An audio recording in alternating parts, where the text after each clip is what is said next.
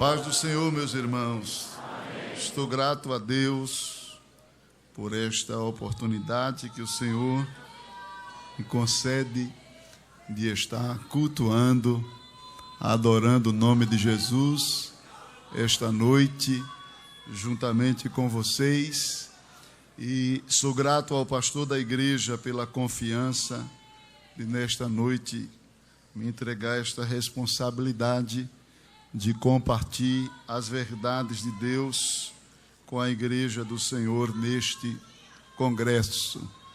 E eu acredito que, assim como o Senhor vem falando todos esses dias de congresso, hoje não será diferente. Deus falará conosco mais uma vez, por intermédio da sua palavra. Eu quero pedir gentilmente a você que está aí no telão, adorando a Deus, e você que está talvez nos corredores deste templo, que pare um momento agora.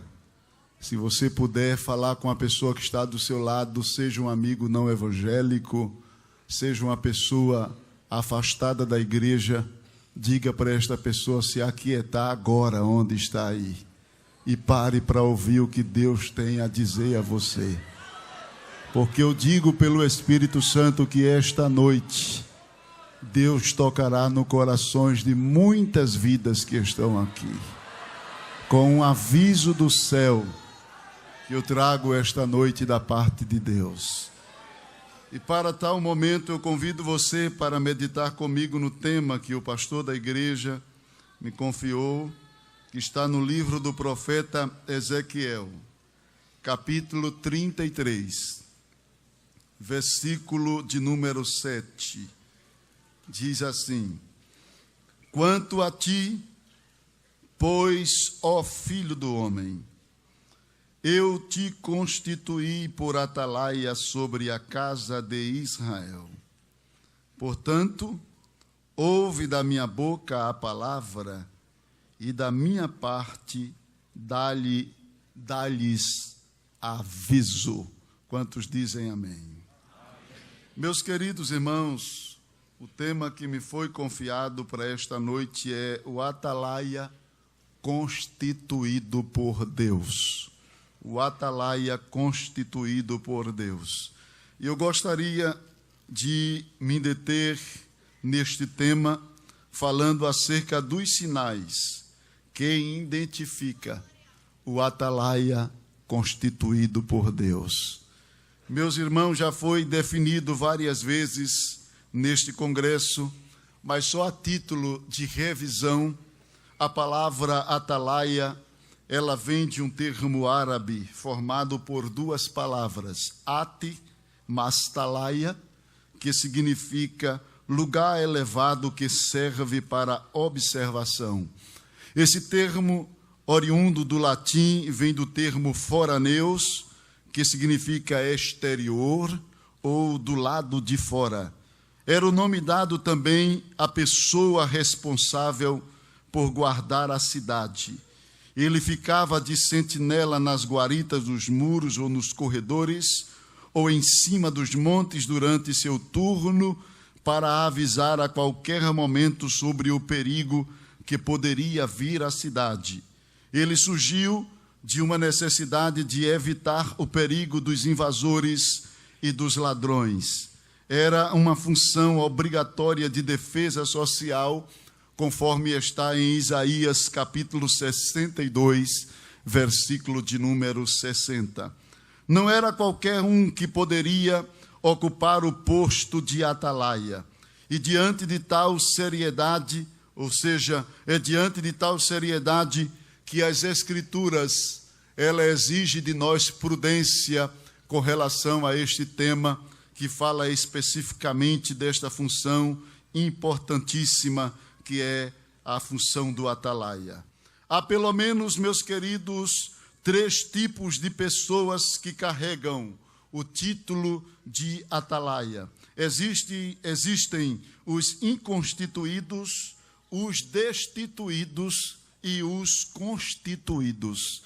A Bíblia fala de pessoas que professam que disseram que eram atalaias, que eram enviados de Deus. Em Apocalipse, capítulo de número 2, versículo de número 2, a Bíblia fala dos inconstituídos ou dos não constituídos, melhor, para a compreensão de alguns, daqueles que dizem, mas não são. O Senhor Jesus encarregou João, o apóstolo, para escrever à igreja em Éfeso e tecer alguns elogios, e entre os elogios o Senhor reconheceu naquela igreja esta virtude, que eles haviam colocado à prova aqueles que diziam que eram enviados, mas de fato não eram enviados de Deus. São pessoas que se nomeiam, são pessoas que auto se proclamam atalaia, mas Deus sabe quem são os deles, disse Paulo a Timóteo. Deus conhece os que são seus. E meus queridos irmãos, também existe a classe daqueles que são destituídos, aqueles que um dia talvez foram atalaias levantados por Deus, mas porque não vigiaram, não atentaram para os perigos, não levaram a sério a responsabilidade e a confiança do Senhor, terminaram perdendo seus postos. Em Isaías capítulo 22, versículo de número 19, nós encontramos uma pronúncia muito forte da parte do Senhor para Sébina, que era um administrador. O Senhor disse àquele homem: eu te demitirei do teu posto e te farei rolar como uma bola rola em um campo muito largo. Deus estava dizendo àquele homem que ele seria demitido, destituído. Ele, por certo, havia sido levantado por Deus, mas não permaneceu vigiando, até porque o compromisso de Deus conosco é com base na nossa responsabilidade presente. O Senhor disse a Asa: se me buscares, eu me deixarei achar, mas se você me deixar, eu também te deixarei. Em outras palavras, Deus disse: eu não tenho responsabilidade com quem não quer responsabilidade comigo. Então é importante se perceber que este personagem do capítulo 22 de Isaías, ele negligenciou a sua função, seu dever, seu compromisso, e por conta disso sofreu um afastamento do seu cargo. Mas também a Bíblia fala daqueles que são verdadeiramente e vigentemente atalaias do Senhor. São pessoas que são constituídas por Deus, que foram constituídas por Deus. O texto em apreço diz muito bem, quando o próprio Senhor falou para Ezequiel, dizendo: eu te constituí como atalaia. Você é constituído por mim. E para identificar os atalaias verdadeiros, diante de tantos que se pronunciam aí, que se acusam, que professam ser atalaia, não é difícil de identificar, até porque quando meditamos na palavra do Senhor nosso Deus, ela é quem nos informa, ela é quem nos revela quem de fato é atalaia e quem não é uma atalaia. Para isto, eu convido você a abrir a sua Bíblia na carta de Paulo a Tito, capítulo de número 1, versículo de número 10. Tito, capítulo de número 1, versículo de número 10. É bem verdade que não iremos encontrar a palavra diretamente atalaia no Novo Testamento, mas traçando um paralelo comparativo, a gente pode utilizar por referência ou inferência esse texto que está em Tito, capítulo de número 1, versículo de número 10.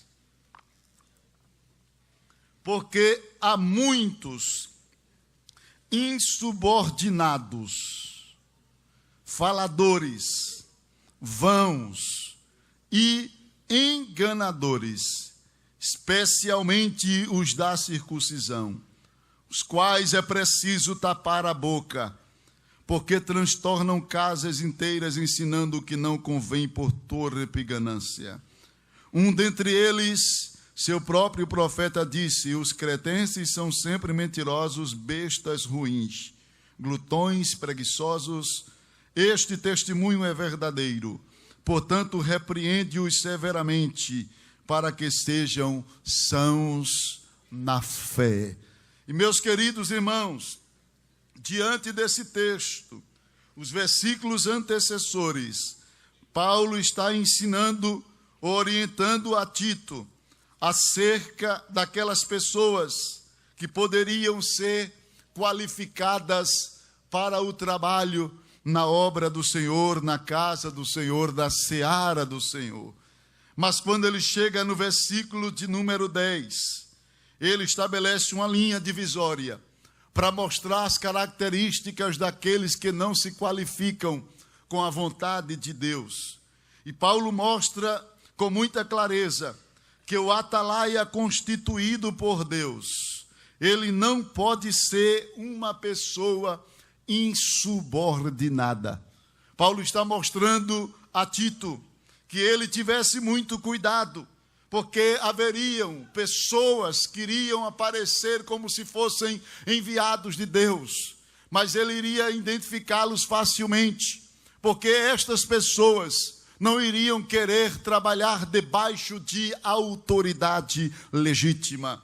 E é interessante, meus queridos irmãos, que Deus sempre se preocupou em prevenir aqueles que Ele chama, que Ele escolhe a estar debaixo da autoridade, a nunca fugir de debaixo da autoridade daqueles que Deus constitui sobre nós. Quando eu leio o capítulo 24 de Êxodo, eu percebo que Deus fala por prevenção. Deus tem muitas maneiras de proteger o crente, de não errar, de não cometer deslizes espirituais. Às vezes Ele fala e às vezes Ele faz. Deus age, mostrando, ensinando. E no capítulo 24 de Êxodo, versículo 1, Deus faz uma convocação. Deus chama Moisés, Arão, Nadab, Abiú, e diz a Bíblia que Deus os chama à sua presença. Veja comigo o que diz a palavra de Deus.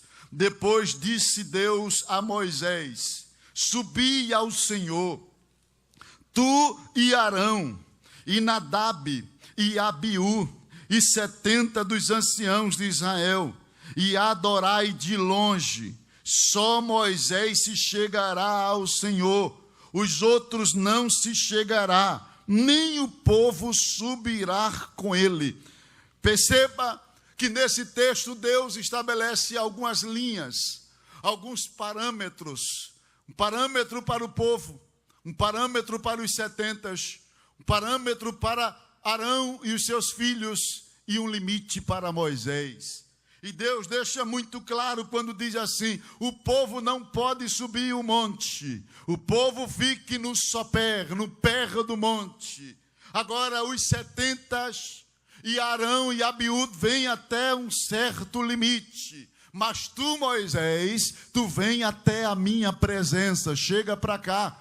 Deus estava mostrando que com o líder ele tem um relacionamento mais estreito. Deus estava mostrando a Abiú, mostrando a Arão, mostrando aos filhos de Arão que com Moisés o relacionamento dele era muito mais estreito. É bem verdade que Arão já era um candidato ao sacerdócio. Abiú também e os seus filhos, os filhos de Arão, eram candidatos ao sacerdócio. E Deus estava mostrando, mesmo você sendo candidato para ser sumo sacerdote, e os seus filhos para serem sacerdotes, lembre-se desse feito: Moisés vai estar muito mais perto de mim do que vocês. Moisés sempre vai estar numa relação mais estreita. E os anos se passaram, e parece que os 2 filhos de Arão não deram importância a essa ação preventiva de Deus. No capítulo de número 10 do livro de Levítico, a Bíblia diz que aqueles 2 jovens, já servindo como sacerdote, colocaram os seus incensários, derramaram a essência de perfume em seus incensários e entraram no templo para oferecer o seu incenso. Só que diz a Bíblia que quando eles entraram no templo, o Senhor os consumiu com fogo, o Senhor os matou. Eles parece que não haviam aprendido. Talvez pensaram: nós estamos agora como sacerdote, estamos trabalhando dentro do templo, Moisés não está aqui. Mas só que o Deus que é o Deus de Moisés e que estabeleceu Moisés para ser superior, estava presente. Só que eles desenvolveram um ministério fora do padrão que Deus estabeleceu. Foram fazer algo que não estava dentro do padrão. Aquele não era o perfume que Deus queria sentir o aroma. Eles inventaram um tipo de perfume, eles inventaram um tipo de aroma. Deus não quer nada inventado. Deus quer que ofereçamos a Ele aquilo conforme Ele orientou Moisés para nos dar as designações. Nós não precisamos de inovações, só precisamos de seguir a orientação que Moisés, o homem que Deus escolheu para estar mais perto do Senhor, para nos orientar. É isso que precisamos. Só que eles não atentaram para isto. Eles acharam que porque já eram sacerdotes, eles poderiam oferecer e servir como bem queriam. As coisas de Deus têm padrão, as coisas de Deus têm normas, as coisas de Deus tem um meio, tem um rito, tem uma forma, e a gente não pode mudar a forma. A gente só tem que seguir o modelo que Deus estabeleceu por aqueles que têm nos orientado. Se você me entende, diga amém. E esta palavra Deus colocou no meu coração para dizer esta noite que se Ele está levantando você como atalaia, seja lá onde for, seja na faculdade, seja no trabalho, seja em casa, seja na igreja, não mude a forma, não mude o modelo, não seja crente diferente daquilo que você tem aprendido aqui, não seja um crente diferente daquilo que o teu pastor, o teu líder tem te orientado, tem te ensinado. É preciso seguir o modelo se quiser receber a aprovação de Deus. Aonde você estiver, temos que estar debaixo da autoridade constituída por Deus. Subordinar-se vem de dois termos latinos, sub mais ordinário, que significa submeter-se à autoridade de outra pessoa. É sujeitar-se, é depender de alguém. E pode dizer que uma das grandes virtudes do crente subordinado é ser servo. E isto faz do atalaia uma pessoa sem preferência, sem autonomia e cercado de muitas infacilidades.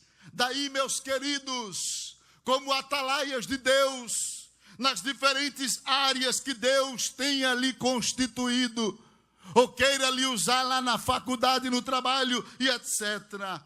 Seja onde for, saibamos que devemos desenvolver este chamado, esta confiança de Deus, debaixo de autoridade. E se estamos debaixo de autoridade, não temos preferência. Deus ensinou isto a Ezequiel. Ezequiel, tu és meu atalaia. Tu não vai para onde tu queres. Tu não vê o que tu queres. Tu não fala o que queres. Tu não ouve o que queres. Tu não tem preferência de lugar. Tu não tem preferência do que vai falar. Tu não escolhe o que queres falar. Tu não escolhe o que vais ouvir. Tu não escolhes o que deves ou o que vai ver. Sou eu que te submeto a esses critérios, Ezequiel. É por isso que o Senhor disse, só para tu saber que como atalaia tu não faz o que queres, eu vou te levar a um lugar difícil, vou te mostrar uma coisa difícil, vou te fazer uma pergunta difícil e vou te dar uma responsabilidade, uma incumbência difícil e vou te fazer assistir uma coisa difícil. Vem comigo, Ezequiel. Para onde, Senhor? Para onde eu quiser te levar. Vem. E o Senhor leva Ezequiel a um vale de ossos secos. E é interessante que a primeira coisa que Deus faz Ezequiel perceber é que ele não vai para onde quer.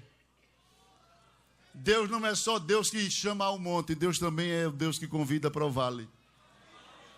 Porque tem gente que só crê no Deus que coloca no monte. Vai te exaltar, mas na hora que ele vai descer.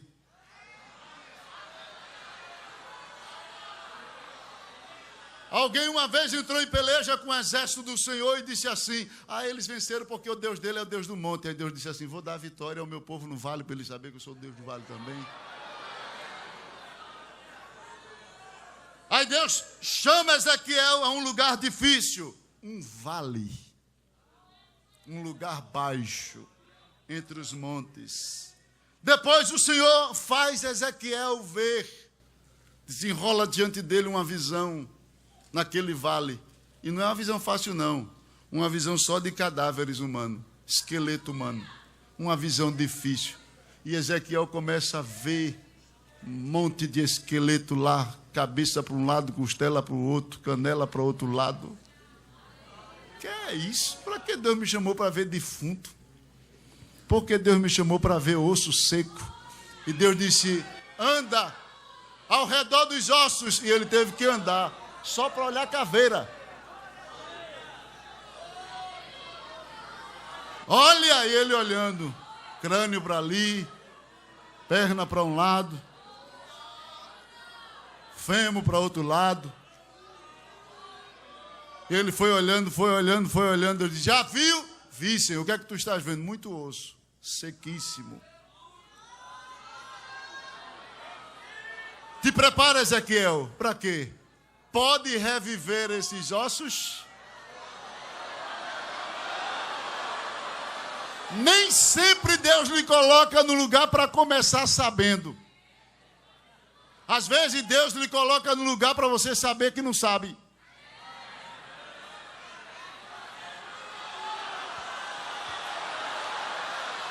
Ele disse: Senhor, que pergunta é essa? Pode ou não pode? Ele disse: tu sabes. Tem lugar que Deus leva o crente e não é para o crente saber que sabe, é saber que Deus sabe. Tu sabes, Senhor. Tu sabes, Senhor. Muito bem. Agora eu vou te dar uma missão. Qual é, Senhor? Prega para os ossos. O quê? Fala para os ossos. Mas, Senhor, eu pensei que o Senhor tinha me levantado para ser uma atalaia aí para pregar nas cruzadas. Mas o Senhor me chamou para pregar no cemitério. Eu pensei que o Senhor ia me escolher para pregar nas cruzadas, nos eventos. Mas eu vou começar no cemitério pregando para osso. Ezequiel, prega para o osso. Porque a atalaia não fala o que quer. E não prega para quem quer. E é interessante dizer que o esqueleto humano ele tem cerca de 206 ossos. E ele tinha que pregar para aqueles ossos. A mensagem que Deus deu a ele foi uma mensagem osteológica. Prega para osso. E ele começa pregando. Ele vai e se direciona à coluna. Coluna! Assume tua posição.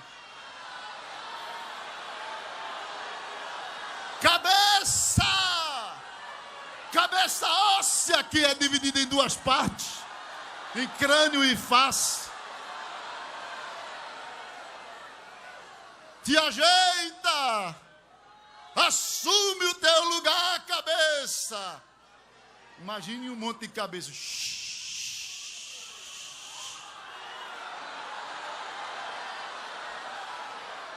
Ele prega para o arco. Ósseo que é a costela, formado por 10 fixas e 2 flutuantes. E ele diz costela. E ele prega para os ossos. A mensagem de Deus é pregue para os ossos. E ele diz: costela, assim diz o Senhor para ti. Procura o teu lugar. Cola-te, costela, lá no externo, que é o osso que segura ela. Ele fala para os membros superiores, os membros inferiores. E ele vai pregando, vai pregando, vai pregando. E ele falando para osso. Imagine que negócio. Já pensou se passasse alguém ali e visse o homem, osso, ô costela. Ia dizer, ó, Esse profeta está doido, mas Deus faz cada coisa com a pessoa. Deus submete a cada experiência. E ele pregando, animado, osso para um lado, osso para o outro lado. E a Bíblia diz que de repente fez um ruído. Um negocinho baixinho. Só que o ruído aumentou e fez um reboliço. Aí Deus não só submeteu a ele a uma tarefa difícil, mas fez ele assistir uma coisa difícil. O osso ouvir. Como? A gente não sabe, mas sabe que ouviu. Porque quando ele pregou, um osso procurou outro osso e ninguém ficou com a canela de ninguém. Ninguém ficou mancando, essa canela é minha, não. Cada um ficou no seu lugar, osso no seu osso, braço no seu lugar, ficou cada coisa no seu lugar e formou lá aquele exército de esqueleto. Deus disse, está pensando que terminou? Agora prega para chegar nervos, tendões, pele, vai pregando. E ele foi falando.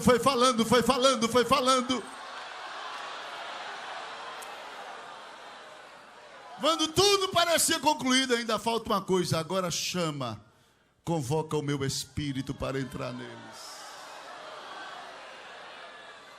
E quando ele chama espírito, os 4 ventos de Deus.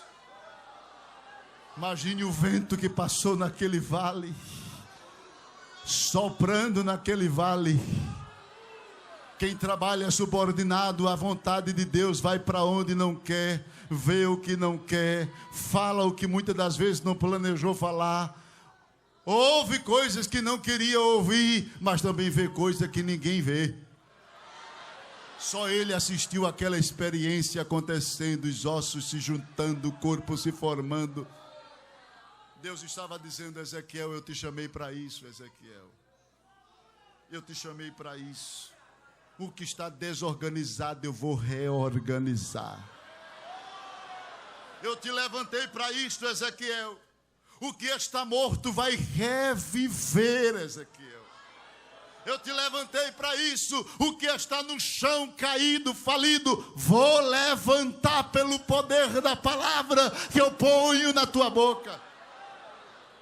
O que está indefinido, tu chegaste, não sabia nem o que era, só sabia que era osso, mas agora tu estás vendo, é um exército. Vou definir. Você está ouvindo o que Deus está lhe dizendo? Vou usar a tua boca dentro da tua casa. Vou usar a tua voz aonde você passar. O que está desorganizado vai se reorganizar. O que está morto vai reviver. Eu cheguei esta tarde, eu estava evangelizando com os irmãos.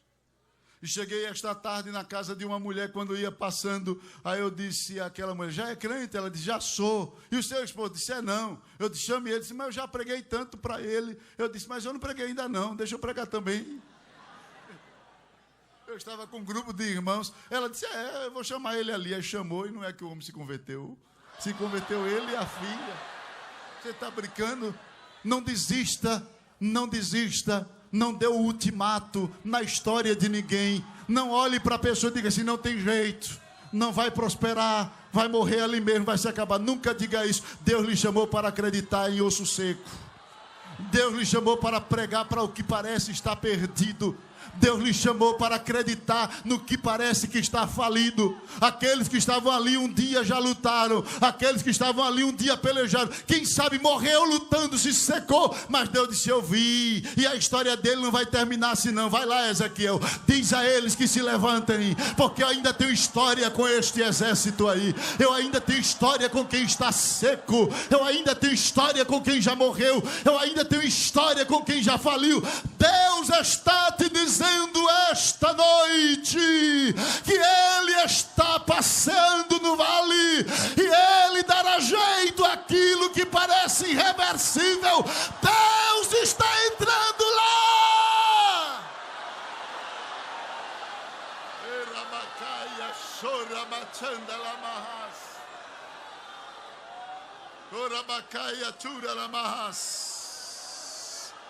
Deus vai entrar no coração daquele homem. Deus vai tirar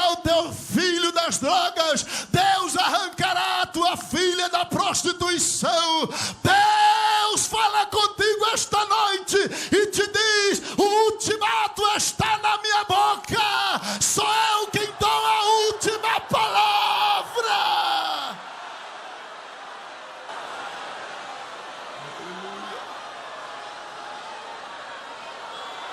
Era chora bacana. Irmãos, só estamos aqui porque algum dia Deus mandou alguém falar no vale para nós. Só estamos aqui porque algum dia alguém se submeteu a Deus para falar lá no vale, para chegar onde ninguém queria chegar, mas Deus sabia onde você estava. Deus sabia onde você se encontrava, Ele mandou alguém ali para falar contigo. E hoje tu estás aqui sentado entre os príncipes de Deus. Foi Deus quem foi lá falar. E é interessante que quem Deus constitui não pode ser uma pessoa insubordinada. Não pode ser uma pessoa desordeira, sem ordem, sem equilíbrio. Tem que se lembrar que sempre tem alguém que Deus constitui para nos orientar. Uma outra verdade que identifica o atalaia constituído por Deus é que, além dele não poder ser insubordinado, ele também não pode ser uma pessoa espiritualmente ignorante. Veja o que diz a Bíblia em Isaías, capítulo de número 56. Isaías, capítulo 56, versículo de número 10 ao 12. Diz assim: todos os teus atalaias são cegos, nada sabem. Deus não diz os meus atalaias, diz os seus, porque os de Deus não podem ser cegos, não podem ser ignorantes. Aí Deus diz: são seus, meus não. Os meus atalaias não podem ser pessoas cegas, ignorantes. Não podem ser.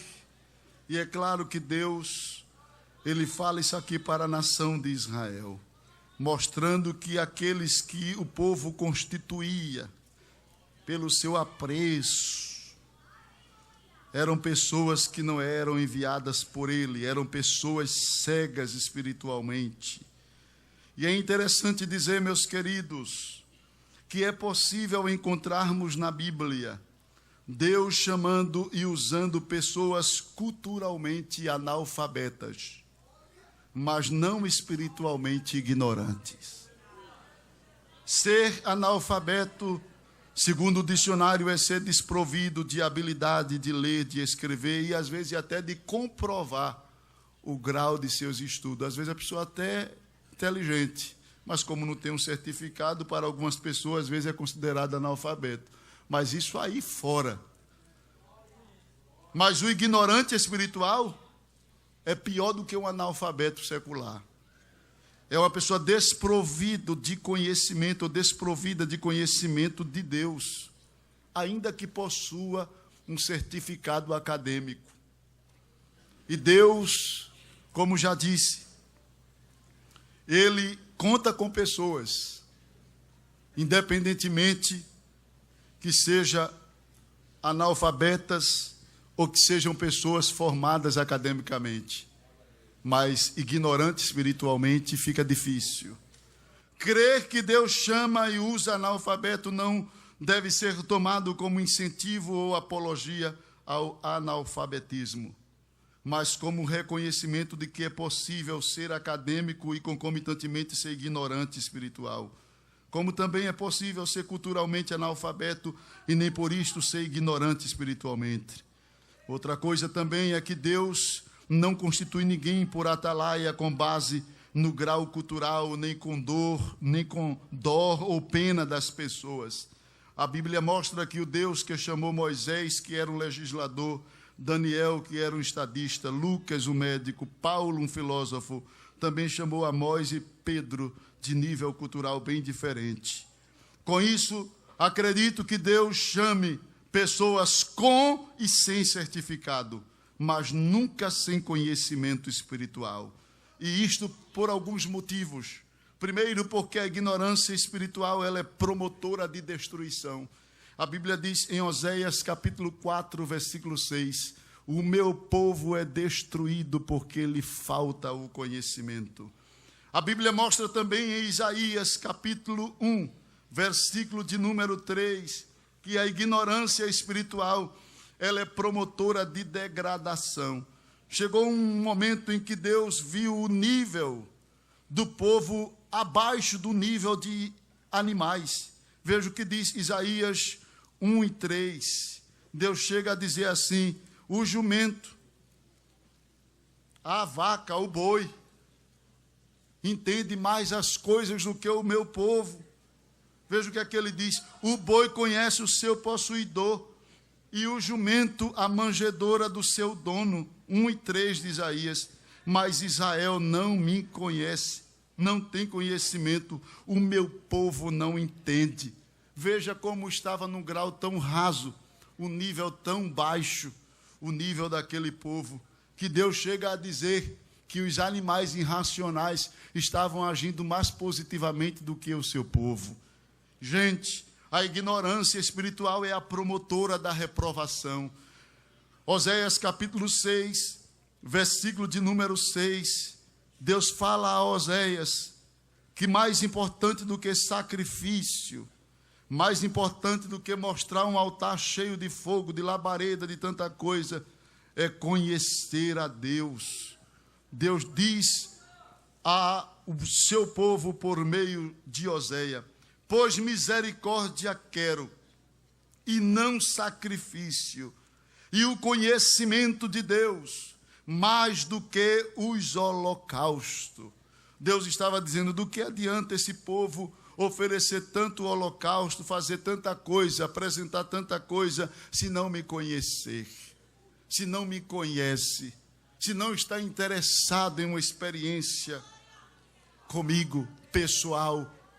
Não estão interessados. Às vezes estão preocupados só com a festa, só com o momento. Passou o momento, esquece do Senhor. E não é isso que Deus quer de seus atalaias. Deus conta com pessoas que estão interessadas em crescer no conhecimento espiritual. Eu vi e ouvi uma jovem dessa igreja, que hoje é professora formada, e ela disse que o segredo da sua sobrevivência na faculdade, nas universidades que ela havia passado, ela disse que o segredo da sua sobrevivência ali não era simplesmente dizer que era crente, era ter experiência com Deus. Tem muita gente indo para a faculdade e universidade sem experiência com Deus. Passa a vida toda de congresso a congresso, mas não busca ter uma experiência pessoal com Deus. E quando vai para esses campos de batalha, esses campos minados, são facilmente atingidos. Mas esta noite Deus está dizendo, eu conto com atalaias que me conheçam. Eu conto com aqueles que procuram me conhecer. Todo tipo de pecado, de promiscuidade, de aberrações no comportamento moral são frutos da ignorância. Veja o que diz a Bíblia em Efésios, capítulo de número 4, versículo de número 17 ao 19. Portanto, digo isto e testifico no Senhor, para que não mais andeis como andam os gentios, na vaidade de sua mente, entenebrecidos no entendimento, separados da vida de Deus. E separados por quê? Diz Paulo, pela ignorância que há neles, e pela dureza do seu coração, os quais, tendo se tornados insensíveis, entregaram-se à lascívia para cometerem com a avidez toda sorte de impureza. Paulo está dizendo aos crentes em Éfeso que a motivadora de toda prostituição, de pecado no meio daqueles crentes, era justamente a falta de experiência com Deus. Uma pessoa que conhece a Deus não está isento de errar, mas esta pessoa, o diabo não consegue prendê-lo, pode até atingi-lo, mas não consegue prendê-lo, porque quem tem experiência com o Pai sempre volta para comer na casa do Pai. Pode até ser enganado, iludido e atingido, mas cedo ou mais tarde o Espírito Santo vai entrar e vai dizer: está lembrado daquele pão que o Pai colocava na mesa? Está lembrado daquela experiência? Está lembrado daquele hino? Está lembrado daquela mensagem? Está lembrado daquele dia que eu te usei? E aquela pessoa não vai conseguir, o diabo não vai conseguir segurá-la, porque quem tem experiência com Deus pode até tombar, mas não fica no chão, porque a Bíblia diz 7 vezes cai o justo, mas não fica lá. Deus levanta, Deus levanta, Deus levanta, Deus levanta, Deus há de levanta.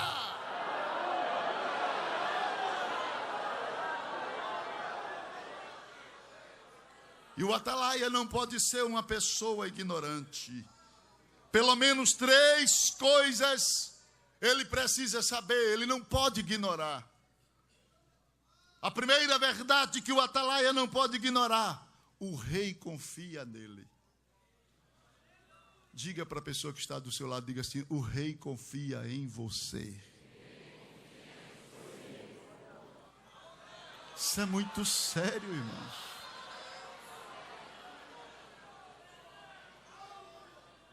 Em 1 Timóteo capítulo 1, versículo de número 12, veja qual era a mola propulsora do ministério de Paulo. Dentre tantas outras coisas, Paulo revela a Timóteo algo importantíssimo. Capítulo 1, versículo 12, ele diz: eu agradeço, eu dou graças àquele que me fortaleceu, a Cristo Jesus nosso Senhor, porque me teve por fiel. Me teve por fiel, pondo-me no ministério, pondo-me para trabalhar na sua obra. Paulo está dizendo: uma das coisas que me motiva a fazer é porque o rei confia em mim.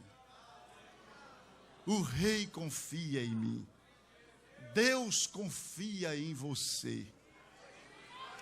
Deus acredita em você para esta geração. A gente não decepciona ele, mas pode contrariá-lo. E Deus está dizendo: você não pode contrariar a minha expectativa.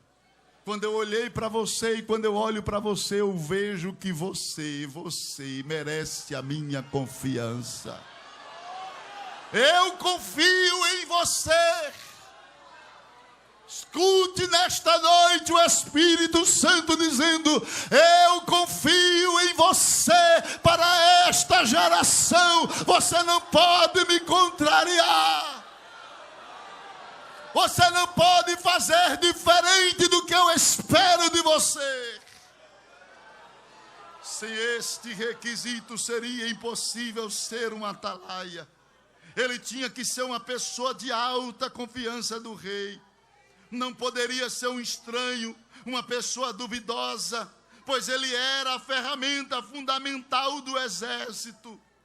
Se o atalaia falhasse, colocaria todos em aperto.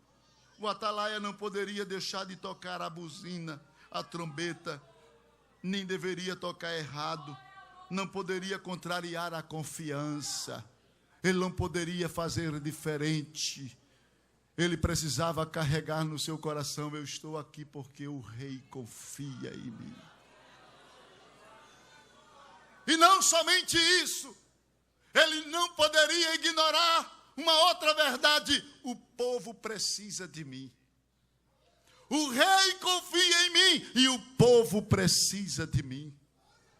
Ele deveria carregar essa responsabilidade no seu coração.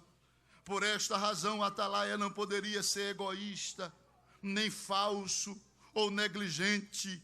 Tinha que ser um amante do povo, pois o sossego e a segurança da cidade dependia da sua competência. Ele não poderia ser cego, surdo, coxo nem mudo, conforme Isaías capítulo 21, versículo 11 e o versículo de número 12, e Ezequiel capítulo 33, versículo 6. O atalaia não poderia adiar a sua responsabilidade. Ele não poderia ver as coisas e dizer, não, depois eu aviso. Vou deixar chegar mais perto para avisar. Não, ele deveria ser uma pessoa ágil, de urgência, rápido, competente, porque todo sucesso do exército e do povo dependia de sua competência. O povo precisava dele. E não somente isso, o inimigo estava à procura dele. O atalaia não poderia ignorar que ele era o primeiro alvo que o inimigo procurava. O atalaia não podia ignorar que o inimigo estava de olho nele, porque atingindo o atalaia, pegava de surpresa a cidade. O atalaia era quem desarmava toda a estratégia, porque quando o inimigo vinha querendo preparar a emboscada, o atalaia havia e já tocava a trombeta, e tinha que eles mudarem os planos, porque não tinha como vir com a mesma estratégia, porque o atalaia havia visto a estratégia do inimigo. Então, na reunião do inimigo, o plano era esse. Primeiro o atalaia. Vamos atingir logo o atalaia. Prepara os arqueiros para atingir o atalaia. Porque se a gente conseguir derrubar o atalaia, a cidade será pega em surpresa. O exército não terá tempo para se organizar. O inimigo, ele é astuto, audacioso, quanto mais. Daí o atalaia deveria vigiar não só pelo povo, mas principalmente por ele, pela sua família, pelos seus bens, conforme está em Neemias capítulo 4, versículo 13 ao 23. Neemias disse que a situação estava tão séria em Jerusalém que quando ele ia tomar banho, ele levava a espada. Ele deu ordem para os atalaias, fiquem atentos, não abra mão da espada, não abra mão de sua arma, mas a gente precisa de tomar banho, vá com a espada na mão. Ensaboando a cabeça e a espada aqui, ó, vem para cá. Ele tinha que estar atento. A sua vida era o alvo principal dos inimigos. Ele deveria estar sempre vigiando. É por isso que Abacuque diz, eu vou subir na minha torre de vigia e lá eu fico esperando o que é que ele vai me dizer, o que o Senhor vai me dizer. Tem que estar na torre de vigia. Eis a razão aqui, tem uma resposta de Deus para os seus questionamentos. Você pode estar se perguntando, por que é que eu sou tão tentado? Por que é que eu sou tão perseguido? Porque eu só vivo em aperto. É porque você é atalaia, rapaz.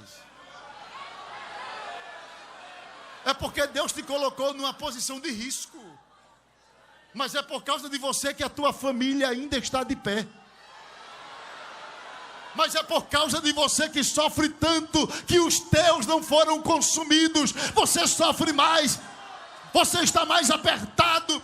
Você olha assim para a família, parece que ninguém quer nada com Deus. Só você para carregar todo o peso na oração. Mas Deus está dizendo, eu te constituí atalaia para isso mesmo, rapaz. A luta é mais pesada. O inimigo está sempre te atacando. Mas fui eu quem te constituí atalaia. Ele sabe, ele quer te atingir para destruir os teus. Ah, irmãos, não é fácil ser atalaia.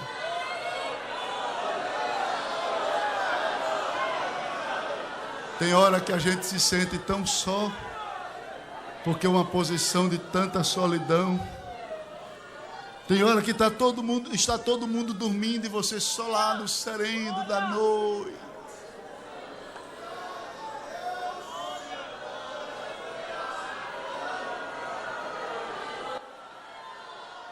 Os inimigos tudo de olho em você, e o povo dormindo, o povo sossegado, e você não dorme, não é porque não tem sono, é porque não pode, porque o dono da obra que confiou de fica acordado. Fica de olho. E tem hora que o atalaia passa por caminhos que ninguém sabe, experiências. Eu não digo isso para me fazer mais espiritual do que vocês. Eu sou pó, sou de carne, sou barro igual a vocês aí. Mas eu passei uma prova, uma dificuldade tão difícil. Você sabia que tem lutas que ninguém pode participar dela? É só você e Deus. Deus não deixa ninguém entrar. Jesus chegou para os discípulos e disse assim: eu estou passando uma luta, mas eu vou dizer até um certo ponto. A minha alma está angustiada até a morte. E ele só disse para 3. Tinha 12, mas ele só contou a 3. Mas desses 3, ele disse: fica aí que eu vou mais além. Não podia contar o que ia contar mais além aos 3. Ele deixa os 3 lá e diz assim, mais além: Pai, passa de mim esse cálice. Porque tem coisas que 3 podem participar, mas tem coisas que é só você e Deus.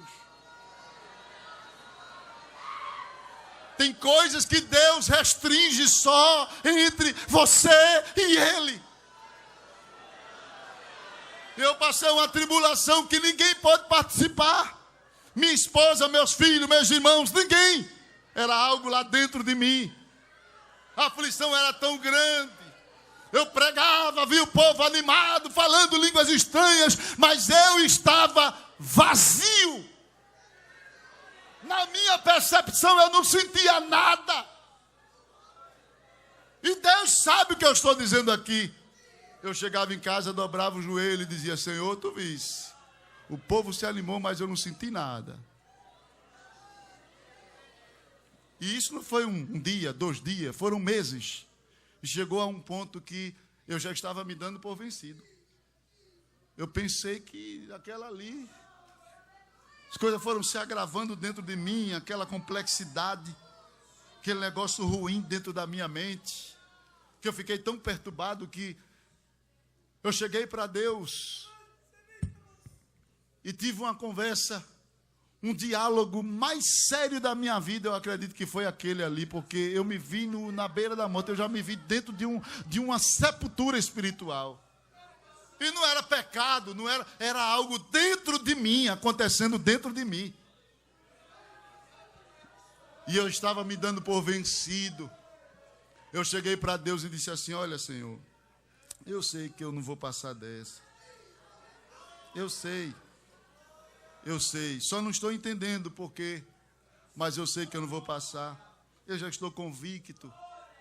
Mas eu queria te fazer uma pergunta. Permita-me fazer pelo menos uma pergunta antes de morrer, já que tudo caminha para a minha morte, para eu parar aqui, para eu desistir aqui. Me dá pelo menos essa resposta, Deus.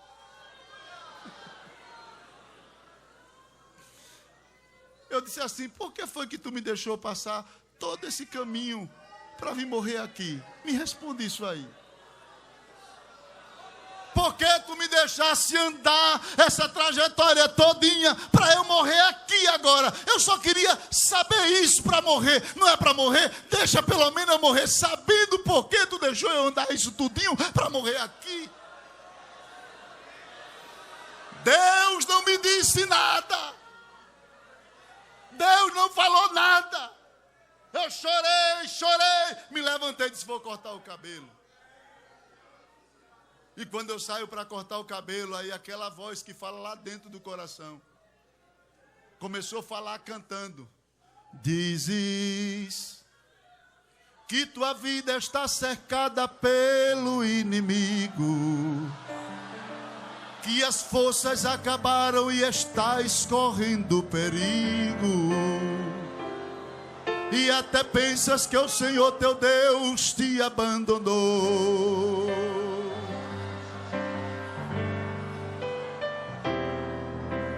Mas o Senhor não desistiu de tua vida, Ele tem um projeto. Saiba que não foi obrado acaso acaso foi investimento que garantiu a tua sobrevivência em todo esse tempo.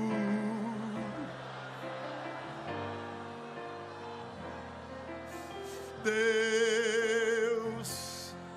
Ele tem o controle de toda a situação. Saiba que a tua história foi escrita por sua mão. Não desista de lutar, Deus tem uma solução. Deus vai te abençoar, vai te levantar, vai cumprir as promessas que Ele te falou, vai mostrar ao inimigo que as suas investidas foram frustradas, nada adiantou. Ele é Deus poderoso, é Deus soberano, e nenhum dos seus planos chegou a falhar. Quem tem promessa vence, sabe que as lágrimas é o ensaio para cantar.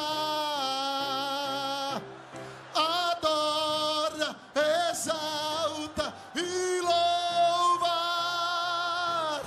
confia, espera e canta, pois Deus se colocou de pé e já decidiu te surpreender. Nos projetos de Deus não existem derrotas, você nasceu foi para vencer.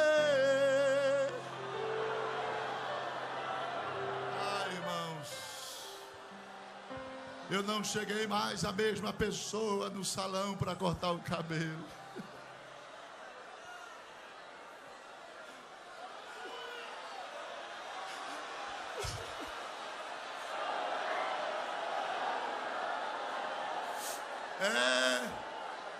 É verdade, tem hora que o inimigo te cerca.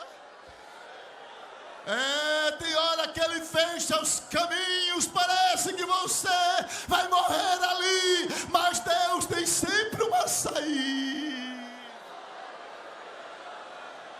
Está ouvindo? Deus tem sempre uma saída.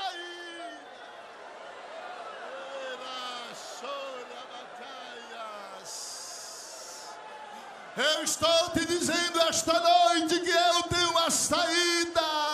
O inimigo tem te cercado e eu te digo, não te rendas, não baixe as armas, eu tenho uma saída. Você é meu atalaia.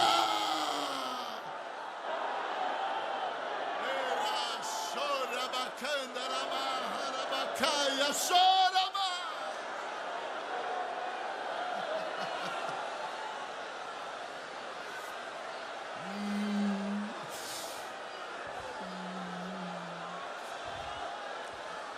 Esta noite é noite de saída de Deus para alguém que está aqui. E eu quero te pedir que agora, com autorização do pastor da igreja, fica em pé onde tu estás. Mergue astori, ergue alargue ostori, alamacachuri, guiminas. Diga para a pessoa que está do seu lado, você não vai morrer. Deus tem uma saída. Você é a atalaia. Eu quero pedir a você que está aí nos telões, fique em pé. Diga para a pessoa que está do seu lado, você nem sabe quem é esta pessoa. Você nem sabe como está esta pessoa aí perto de você. Deus trouxe esta pessoa, pois perto de você, para você dizer a ela esta noite, você não vai morrer. Deus te constitui atalaia. O diabo não vai te vencer, não vai.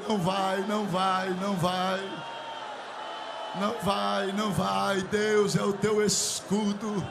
Traz esta pessoa que está afastada dos caminhos agora, traz aqui agora, traz. Você que não é batizado com o Espírito Santo, dobra o teu joelho aí onde tu estás aí. Quem é batizado, ora por quem não é. Vai, faz isso agora em nome de Jesus. Faz isso agora em nome de Jesus. A mão do Senhor está aqui esta noite. A mão do Senhor está estendida neste lugar. A mão do Senhor está sobre a tua vida. Ora.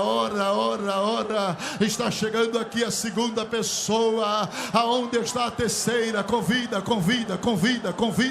Agora, você que está no telão, convida. Pode abrir caminho para estas vidas chegarem aqui. Traga. Esta noite é diferente. Deus está dizendo: levanta-te, sai do vale, vem à minha presença. Levanta-te, soldado. Levanta-te, soldado. Levanta-te, soldado. Aonde está a terceira pessoa? Convida. Você que está aqui na galeria, aonde está? Convida. Você que não é batizado, dobra o joelho. E você que é batizado, vai orando. Ora por esta pessoa que está perto de você aí agora. Deus quer te usar agora aí. Ora por esta pessoa que está aí. Ora. Eu estou esperando você. Traga a terceira pessoa para Jesus. Aonde está a terceira vida para Jesus? Pode descer da galeria. Pode vir. Esta noite é uma noite de renovação. Esta noite é noite de restauração. Deus vai organizar a tua vida. Deus dará sentido. Deus definirá a tua história esta noite. Aonde está a terceira vida para Jesus? Aonde está a terceira vida para Jesus? Aonde está a terceira vida para Jesus? Venha. Eu sei que você está aqui. Eu sei que você está aqui. E eu sei que você precisa levantar-se. Então levanta-te agora. Em nome de Jesus, levanta-te agora. Seja livre agora. Seja livre agora. Onde quer que você esteja, venha. Você que não é batizado, vai dando glória. Vai dando glória ao nome de Jesus. Vai dando glória ao nome de Jesus. Está chegando ali a terceira vida. Venha, traga esta vida para Jesus. Está chegando. Aonde está a quarta vida para Jesus? Deixa elas virem. Deixa elas chegarem. Aonde está a quarta vida? Está chegando ali a quarta. Aonde está a quinta? Solta, Jesus, solta as almas esta noite. Liberta esta noite. Quebra as correntes esta noite. Está chegando a quinta vida para Jesus. Está vindo ali a quinta. Aonde está a sexta? Venha, seja atalaia. Onde quer que você esteja, traga esta vida agora.